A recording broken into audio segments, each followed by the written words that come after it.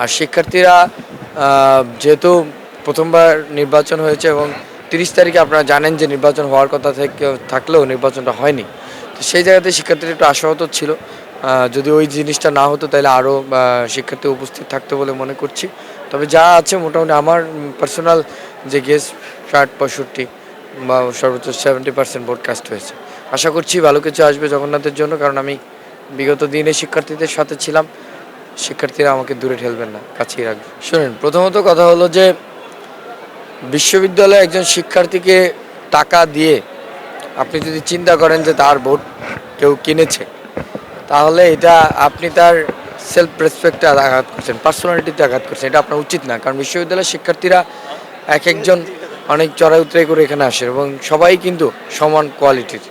তো সেই জায়গা থেকে এরকম কথাবার্তা আমি মনে করি যে শিক্ষার্থীদের নীতি নৈতিকতাকে ভিন্ন দিকে ধাবিত করা, শিক্ষার্থীরা এটা বিবেচনা করবেন। পাশাপাশি পেশি শক্তির যে বিষয়টা দেখেন, সকাল থেকে এই নির্বাচন পর্যন্ত, ভোট কাস্ট হওয়া পর্যন্ত কোথাও এমন কোনো কিছু ঘটে নাই যেটা দেওয়া মনে হয়েছে পেশি শক্তি আমরা ব্যবহার করেছি।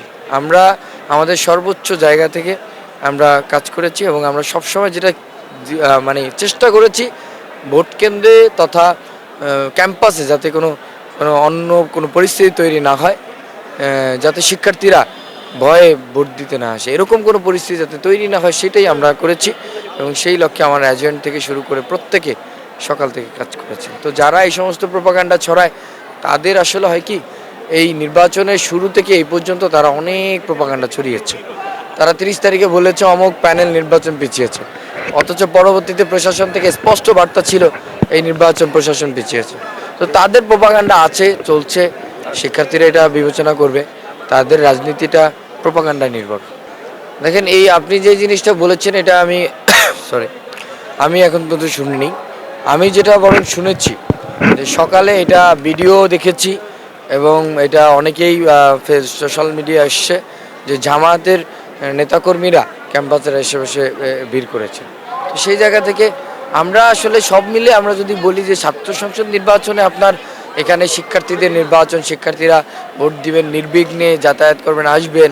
যদি অন্য মাদার পার্টির মাদার সংগঠনের সে নেতাকর্মীরা যদি আসেন তাহলে এটা আসলে এটা ভিন্ন একটা মাত্রা যোগ করে, যেটা আসলে কখনোই কাম্য নয়।